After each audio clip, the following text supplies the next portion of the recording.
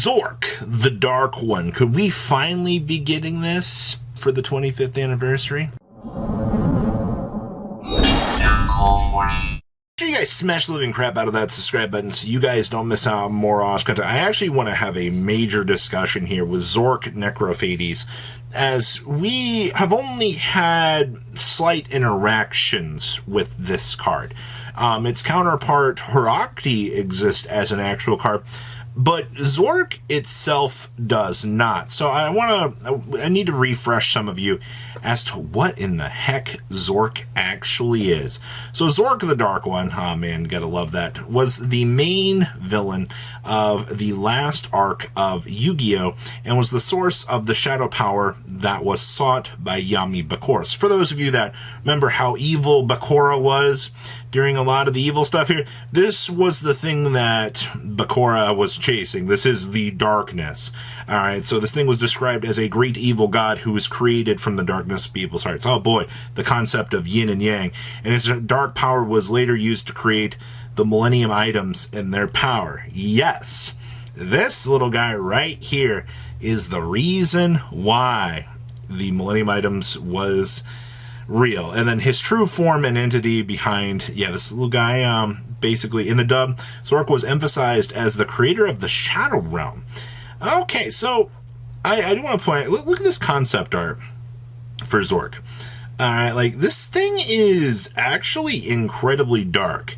The fact that he's got a dragon tail and a dragon laser, you know, it's an interesting design. I will give them that. Zork appeared to be gigantic. Purple-skinned demon, curved horns, bat-like wings. This thing was literally like this was the most evil thing that they could think of. The dub changed the appendage to protrude from his chest instead of between his legs due to its, yeah, it'd be like that. And then spiral arms. Zork was very familiar in appearance to Diabound. That is actually true, actually. He was kind of connected to Diabound, which was interesting. Zork was born in the darkness of people's hearts, had the power to exceed that of the Millennium items, which were created using his power, which is kind of interesting. I still can't believe that the dub made him be the creator of the Shadow Realm, but alright. Despite his origins, though on a far greater scale, it suggested that Zork was not related to the dual spirits and was capable of utilizing unnatural attacks and effects because his powers stemmed from darkness itself. Zork claimed that he had virtually no limit to his power. That's actually interesting to think about out here. Zork appeared to be capable of reversing and stopping time, a power that Yami Bakura used during the Shadow RPG. That is true. Alright, Zork's sheer power allowed him to single-handedly defeat Exodia, the three Egyptian gods, and I like how they put the Blue Eyes White Dragon at the end of this. Like, Blue Eyes is anywhere near stronger than this. Alright, and he also fared equally against Blue Eyes Ultimate Dragon and withstood a devastating attack from the Dragon Master Knight. The attack which destroyed the Dragon Master Knight itself. It took the powers of the Creator of Light to destroy this thing. That's okay, so take a moment to appreciate this here. The lore behind Exodia itself was like, yeah, Exodia is literally broken. But the problem with Exodia itself is Exodia, it was using Solomon's power, and because of that, you know, Solomon was an old man. You know, life force is going to dry up. Oh, look, Solomon's dead. You know, what a surprise. And then, you know, the three Egyptian gods. How are the three Egyptian gods weaker than Blue Eyes White Dragon? But, you know, Dragon Master Knight. The context here that, like, Dragon Master Knight surpasses the gods. I don't care that Dragon Master Knight have more attack points. But, like, what kind of canon lore is that? That, like, I don't know, that's interesting. 3,000 years ago, 5,000 in the dub, Zork was only stopped when Atem used a spell to seal him away at the cost of having his and Zork's souls sealed in the Millennium Pendant before it shattered and became the Millennium Puzzle. Alright, aside from the immersible durability and power Zork was capable of forming unnatural attacks and effects, he could attack with flaming projectiles and then cut and burn the arbitrary monster powers in addition to a beam. Okay, well, Zork literally was the element of darkness, but we don't after everything you've gotten out of this, like, in terms of scaling power here, this thing literally has to be so much more stronger than, you know, the Egyptian gods. Like, it's ridiculous here. Now, you do get a little bit of a biography here.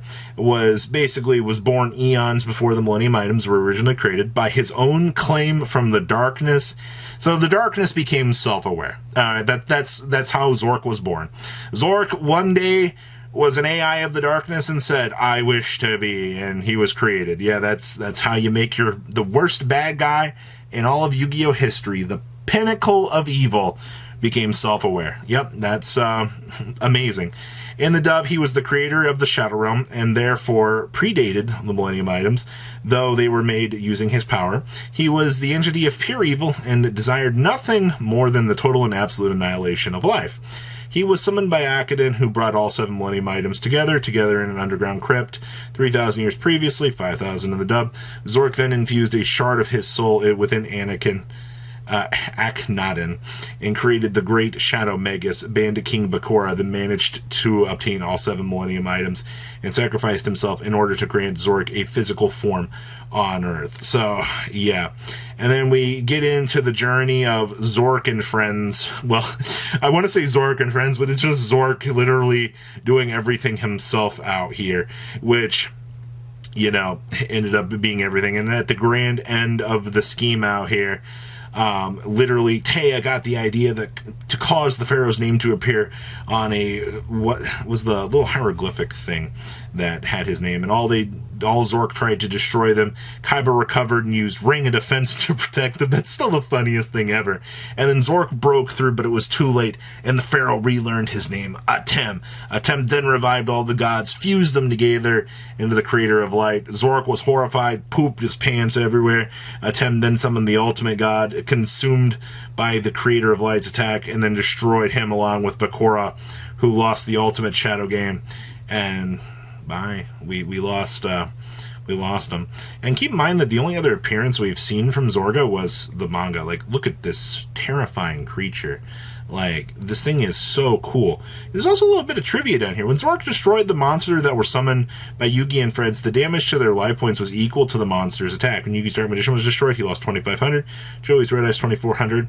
And then the dimension summoning rules, though it was unclear that it was due to Zork's power and the effects of summoning Ka in the memory world. Zork also had a much weaker counterpart called the Dark Master Zork. While Zork does not have a TCG/SG counterpart, Dark Master Zork does, and Necrophades was possibly a compound of Necro, Greek of Death, and Hades of Greek of the Underworld. And this is where we get our tie-in here for Dark Master Zork. You know, this little ritual thing that did exist out here. You know, I think some of the most interesting things that we had to do with, you know, Necrophades himself was, like, for whatever reason, like, we had this weaker Zork. Now, I don't know if this was like an attempt to, like, say, hey, Zork has alternate powers, whatever's going on with this, but, like, this was, you know, this thing also had to be ritual summoned through a contract with the Dark Master, you know, so you basically had to manifest Zork's darkness and let it consume you, which this is not working in the way that the rules of other Zork, you know, the self-aware big evil minion guy actually was. So I think at this point in time, we've reached the point that Yu-Gi-Oh! Can now look at Zork for the 25-year celebration of this game, and we've had the counter, we've had Herakti for so long. I think now is the time in celebration for this that they do something very special, and they're able to do Zork finally. I don't know what you make the thing do, but you know, we're in the arc of what feels like final battles right now. You know, we did just get the ceremonial, you know, Yugi's cards. So it is a possibility out here that with this being the final acclaim of things, we could see Zork out here finally get something. But think about your power scaling, by the way, for this thing. It has to be more powerful than Dragon Master Knight.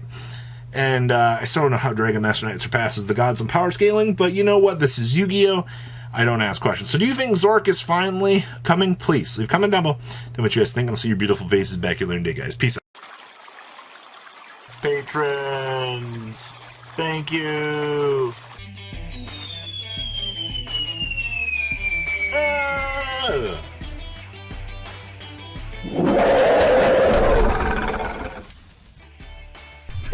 you so much for watching. Check out these other videos.